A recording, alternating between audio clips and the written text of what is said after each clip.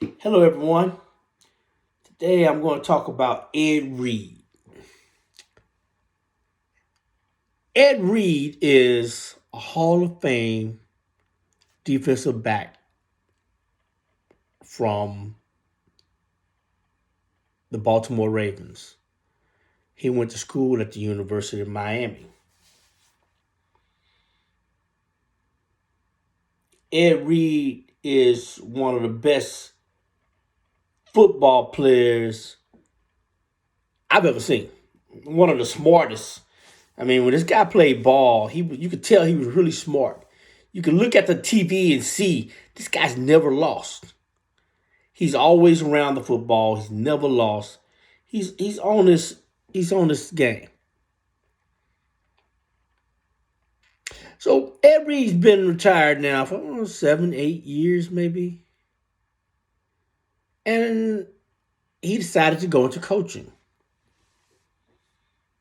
Well, inspired by the moves that prime time Deion Sanders have made and Eddie George, he decided, I'm going to get my start at a historically black college university school.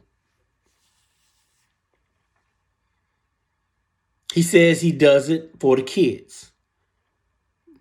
He said the same, he pretty much used the same lines that Deion Sanders used. I'm going to do it for the kids. I'm going to do it because they don't have. Well, he got a job with Bethune-Cookman.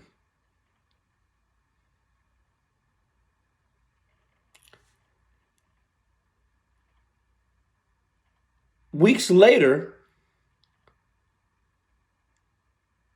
he's on social media with his football players cleaning up the grounds of Bethune-Cookman, cursing and ranting about what he has to do to clean up at Bethune-Cookman. He went completely off. He was cursing, he was ranting like he was in the streets.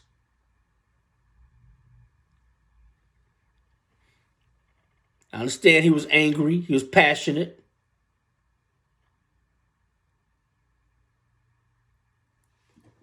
But there's two problems. Rather, I'll say this, there were problems on both ends. There's accountability on both ends. Bethune-Cookman,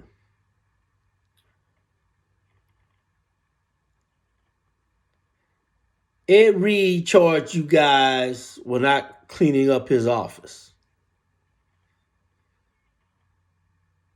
Clean the man's office. When people come to my home, I clean the counters. I make sure the floor is swept.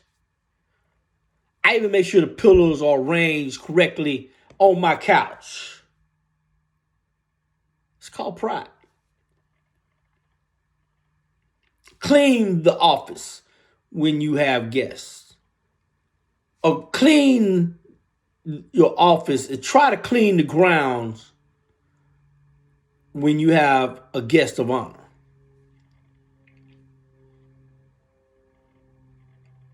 Now, the argument is being made that Bethune-Cookman doesn't have the resources. And I get that. Historically black colleges and universities, they don't have the resources that many other universities have. And I am a product of a historically black college and university. I saw the difference between my school and some other schools. But I'm proud to say I'm a Texas Southern alumnus, and I must admit, our campus never been dirty. And that goes to prioritizing your resources sometimes. Sometimes they just go down to pride. when I was young, when I was a kid, we went through a few years of really hard times in my family. And I didn't have a bunch of clothes. I'd have two pair of jeans. But I promise you this. My mom ensured that we were clean, our clothes were pressed, our hair was trimmed,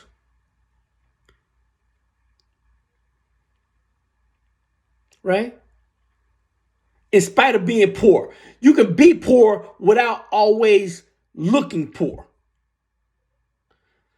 Now, according to Ed Reed, I wasn't there. I'm a fact-based person. I had to see it.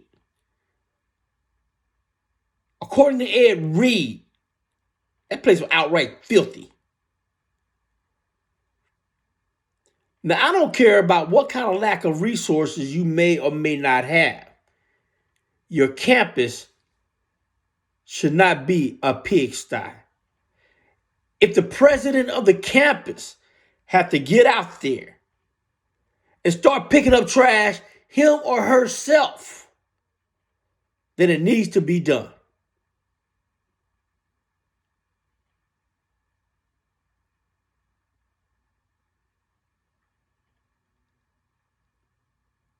That is not an excuse to be in a filthy environment, unsafe, unhealthy environment.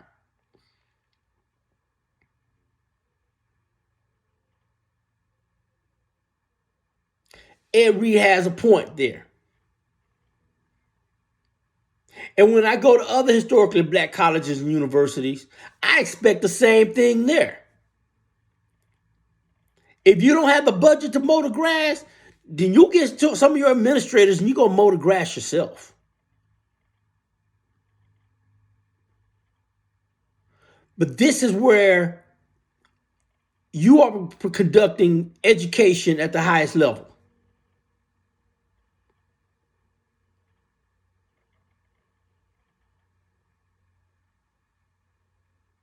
Take care of your students by giving them a good, safe environment. And if it means dropping the football team because you can no longer afford it,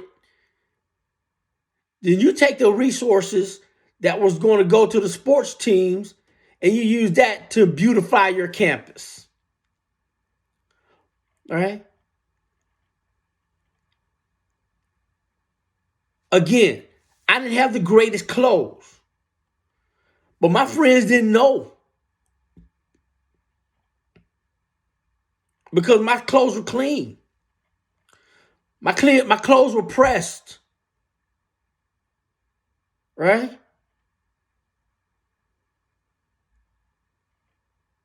The same thing applies to Bethune-Cookman University or any other organization. If this man is coming to this facility, and I know he's going to be here today, vacuum the floors.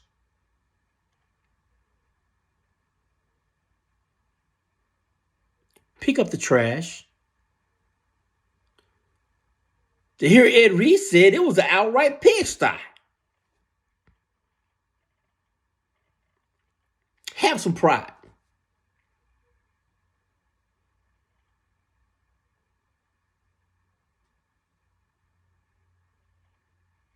I tell all my friends, before you come over to my house, I don't have that house. You can just come over. You get to call and let me know. Because I want to ensure that that the countertop is clean. I want to ensure that my place look like it needs to look. That's a source of pride.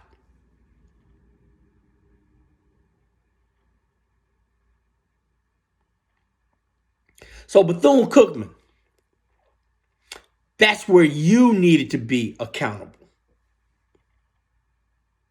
Now let's get to Ed Reed. Ed Reed, baby, you're not off the hook, man. You're not off the hook, man. Because we all know that before you buy a car, you got to check under the hood. You made a few mistakes here. And let's outline the mistakes you made. First, you didn't know about that campus before you took that job. I would have walked across that campus once, twice, met the students, gone to the center, social center. I would have gone to the local basketball game. I would have done everything to vet that university before I go there. It was almost as if you never been there before. You were shocked. You went completely off. Guys, for those of you who haven't seen the video, he didn't go off. Like I'm now, he's not just showing passion. He went off. He went hard. He went monster style on this university. You didn't know that their standards were not high in terms of cleanliness. You didn't know about their football practice field. You didn't know these things before you went around telling people that you were going to coach at Bethune-Cookman. If you didn't, you should have known.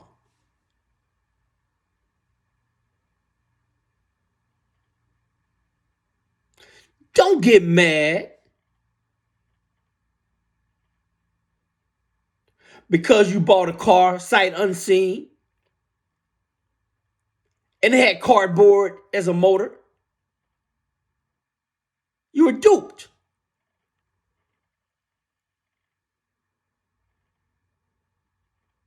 That's not on them. That's on you. You made that mistake. You should have vetted that place.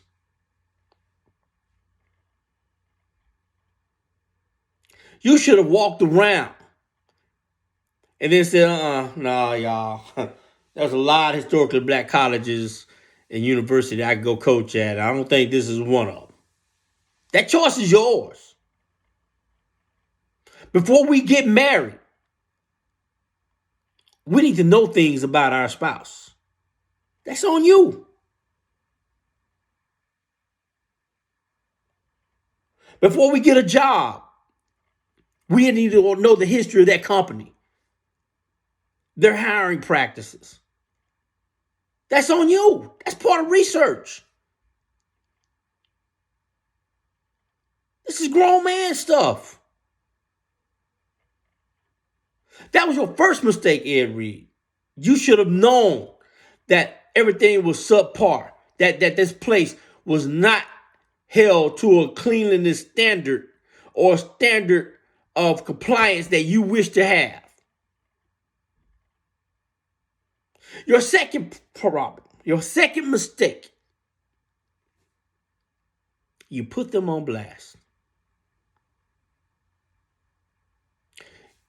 If you get there and you see that this is not right, this office is not clean, these grounds are not clean, and I have to get people to come out here and pick trash up, then what you do, you go to the university president and you go to the athletic director. I believe it's Reggie Theus, the ex-basketball player. You go behind closed doors and you tell them with no uncertain terms, this is not acceptable. I haven't signed the contract yet. And if you guys can't clean this up, if this can't get any better, I mean, soon, I can't sign the contract. I'm sorry. And then what's going to happen, they're going to have to explain, because they already announced that Ed Reed is going to be our coach. They're going to have to comply or have to explain to the media why all of a sudden they don't have a head coach. Then the media is going to come to you, and then you may want to divulge what you explain to them. That is, if you guys cannot work it out.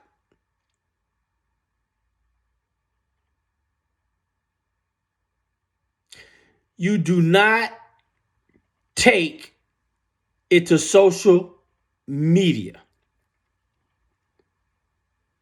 And you not only took it to social media, you acted and behaved in a way that's not becoming of a head coach. Face it, a head coach is a leader. That's what you are. And throughout that video, you were talking about, I'm here to train young men to make them men. What kind of example were you setting? You were saying all kinds of motherfuckers and fuck and this, that.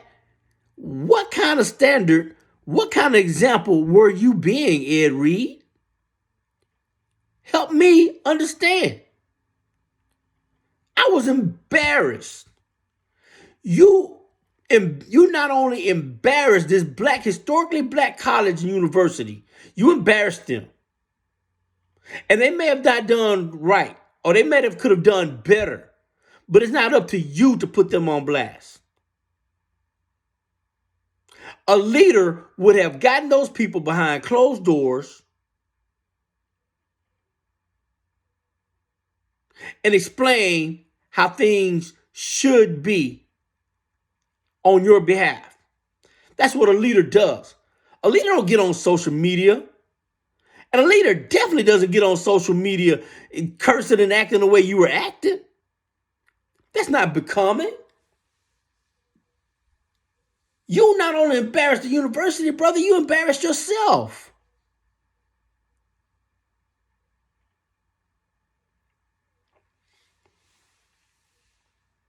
Then you drop Deion Sanders' name, talking about prime is right. To me, as a product of a black university, you may as well say you people. He's right about you people.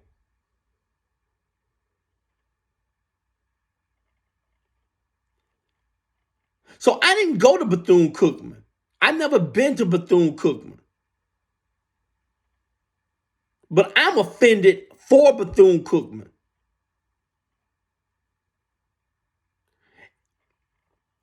I use the example of if my house was dirty and someone come to my house. I clean my house. I make sure everything is tight because I have that pride. But what if my house was dirty? What if? And then my friend came and he gonna get on social media. God damn, that motherfucking house dirty. Now I invited you to my home, as dirty as it may have been. And then you gonna walk away and you gonna blast it out to the whole world, my situation. And you're not gonna only do it, you're gonna do it in a bombastic language and attitude that add insult to injury. Come on, baby. That was your second mistake.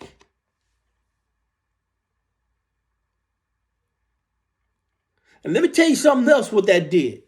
That messed you up for any opportunity.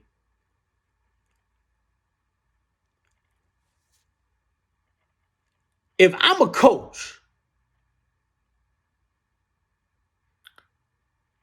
or AD or school president at a historically black college, junior college, high school, major college, I'm going to look over at my AD and say, we can't hire him. We can't hire him. First of all, he's proven himself not to be a leader. Again, a leader does not act that way for the world to see. And I'm offended to see this man get on television and say he's trying to mold young men. Are you trying to mold young men to talk the way you were talking on that video?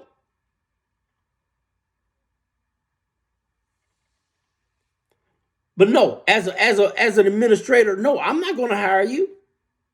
Because soon you're showing me also, not only you're not a leader, but you're showing me that if things get rough, if things get tight, financially, any otherwise, you're going to go to the media. You've shown it. You're not going to knock on my door. You're not going to follow protocol. You're not going to do it. You're going to go straight to the media and you're going to put me on blast. You're going to put our institution on blast.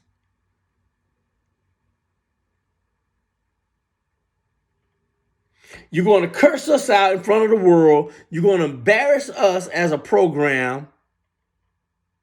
You can't work for me. Ed Reed, you screwed yourself out of a lot of jobs. I don't know. I can't say that you screwed yourself out of all the jobs. Someone may hire you. But let me tell you, brother, I promise you, there are a lot of schools, black, otherwise, black, historically black, Big 10, Big 12, Pac 10, SEC, they're not going to touch you with a 9-foot pole because you've shown that you get ignorant if things don't go your way. And look, that's part of the territory being a coach. Things are not going to go your way most of the time. That's how you're going to behave. And I didn't say, look, I'm going to say this. I said behave like a child because what you did, you behaved like a child. You had a temper tantrum for the whole world to see. You're 40 years old, brother. I know they were wrong. The whole world know they're wrong. But it's how you deliver your message, brother. Your message was delivered all wrong.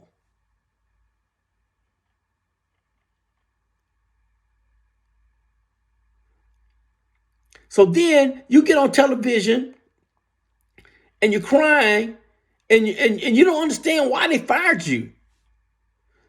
Now, they explained something wrong. They said because of the music you played in the background, they're a Christian school.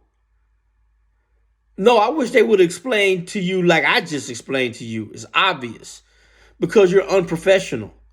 You were insubordinate before you even got in the job. I'm not going to have an employee talk to me any kind of way. And I'm not going to have them talk to me in front of people that way. You close the doors and talk to me that way, maybe. And we could chop it up. We might throw some chairs. That's fine. But you keep our business our business. You keep our business in-house. We can work it out. Again, we can settle it like gentlemen or we can throw some chairs. But you do not get on social media. That's not the message you want to send these kids. That every time they get upset with his girlfriend, he's going to go on social media and dog her out. That's not how it works. You close the door, you work it out. You work it out under any circumstance.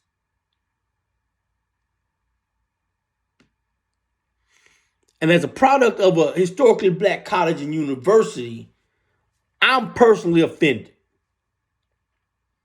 Let me tell you, I worked in corporate America for 25 years. And my education at Texas Southern taught me how to go and work in corporate America and stand tall, stand strong. I never felt like I didn't belong. I sat next to someone that went to the University of Texas on my left, someone with a Texas A&M University on my right, and 2 or 3 chairs back, next chair with the Rice University. I never felt out of place. I was proud of my Texas Southern University heritage. And every time I did work, I was taught to do your work at your very best, that your work must look good, your diction must be perfect. You must you must extend and expand on who you are. And I'm proud to say I represent it. And I'm proud to say I know other Texas Southern alumnus, other Prairie View alumnus that did the same. Southern, we can go on down the list. Alcorn, we can go down the list.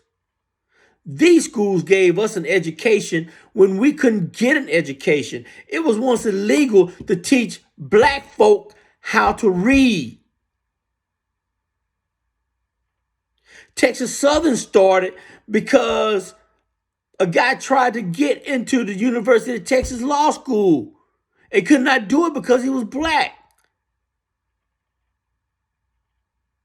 Most of these universities have started the same way because society would not let black folk get an education, and we wanted it. And Texas Southern has its problems. It had its problems. But I was never going to talk to that University of Texas person next to me or that Texas A&M person right to the right of me about the lines, how long the lines were when I had to register. I wasn't going to do that. There were some complaints I had, but I wasn't going to put my university on blast.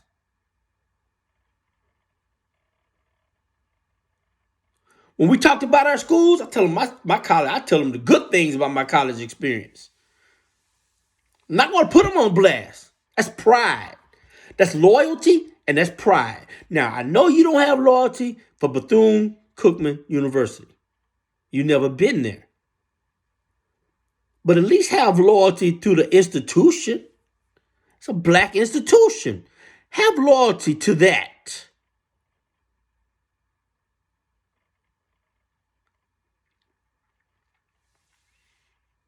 This should be a lesson all around to people. Take care of Bethune-Cookman. Don't be like Bethune-Cookman and not take care of your business. I know the resource, you don't have the resources.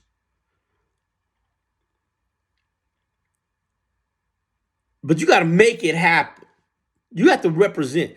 There's no excuse not to be prideful as a university. Ed Reed, brother, keep things in house. Work things out. You don't want your children to see you and your wife fussing and fighting, do you? You normally wait till they leave, go camping, go over to a friend's house. You don't want them to see that. You don't want the world to see what kind of situation you have at Bethune-Cookman when you could have taken it indoors.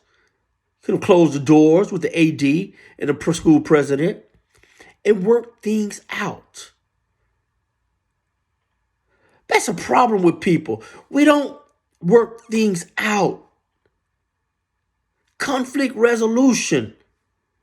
We don't have to holler it out. We don't have to get on social media. Nowadays, everybody go to social media for everything. We don't have to do all that. We don't have to do it. Close the doors and say, look, Reggie this. Brother, I don't like what I saw. I really don't. My office wasn't clean when I got here. The grounds were so dirty, I had to get the football players to pick up the grounds. brother, can we do better than this? What can I do to help this situation? I know some people in the NFL. I know some people in the NBA. Brother, let's use my name to help our situation. That's how you do that. That's a leader right there. Your students don't have to know this. Your team, your quarterback, your wide receiver, they don't have to know this. They don't have to know this conversation happened. In fact, they don't need to know this conversation happened.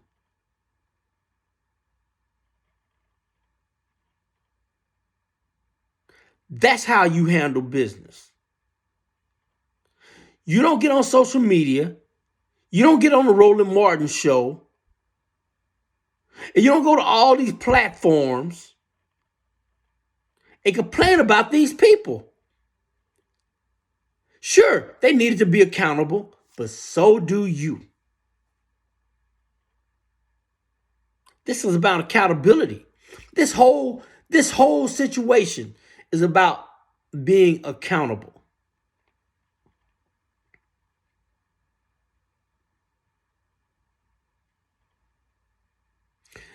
I need you to be strong.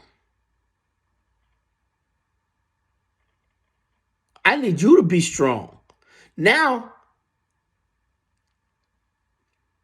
the whole world see how you are. Or you've given them the perception of how you are. And you can't take that back. You can't take any of that back. Anything I say right here on this platform is going to stay. It's out there for the world. I can't take any of these words back. As soon as I press send, it's a wrap.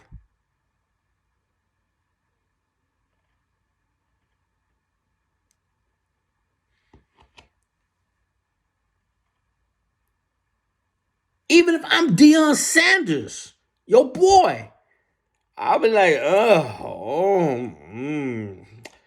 don't know if I have a spot for you, baby. If I do, it's going to be a lower level coach.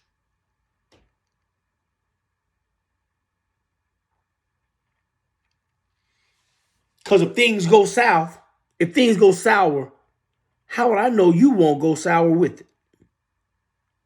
And throw all of us under the bus.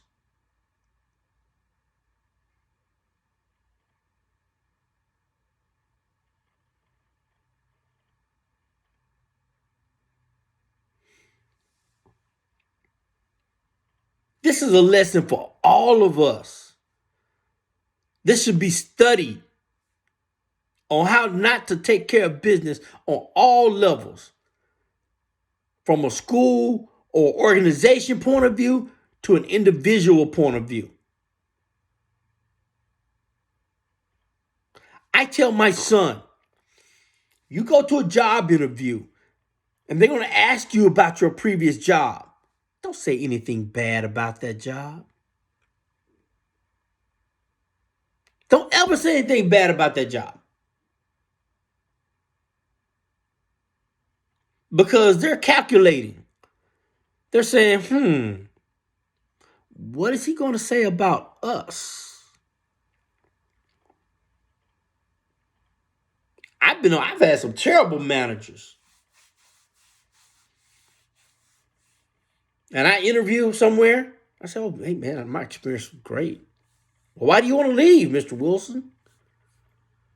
Well, I'm seeking, more substantial growth. I think you guys offer me a lot more with growth. And I'm looking to expand. I'm looking to expand my knowledge. Blah, blah, blah, blah, blah, blah, blah, blah, blah. Right? You got to play the game, baby.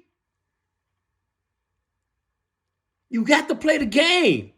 A black university taught me that, by the way. They used to tell me at Texas Southern University, each professor, it was like they were trained on this. They said, we're going to teach you how to go out into the world.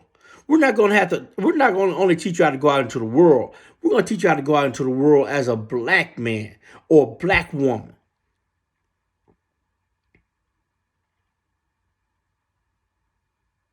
Because at certain levels, it's a game.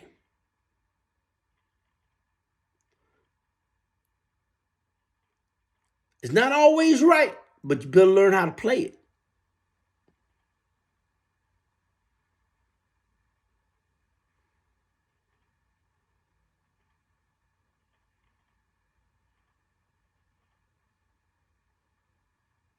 Ed Reed brought a lot of ghetto to the situation.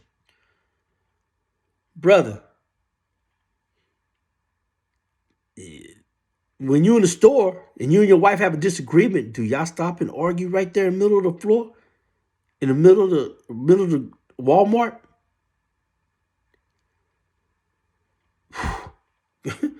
Man, you can't take it home? At least wait till you get to the car? Just tell the whole world you're stupid? Come on, baby. Do better.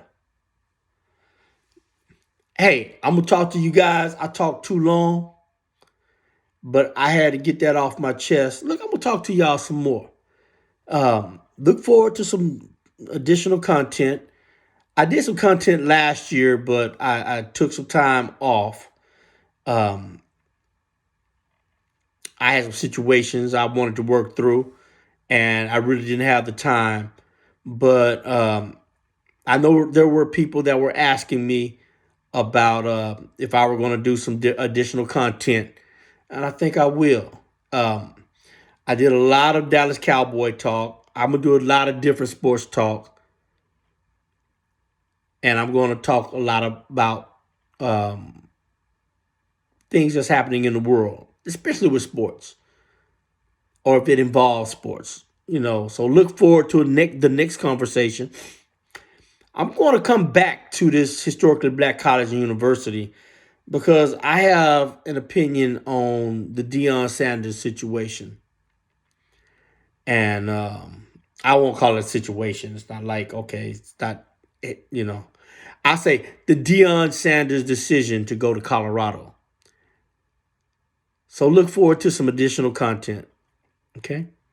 In the meantime, subscribe, like, let's grow this together. Okay. Peace.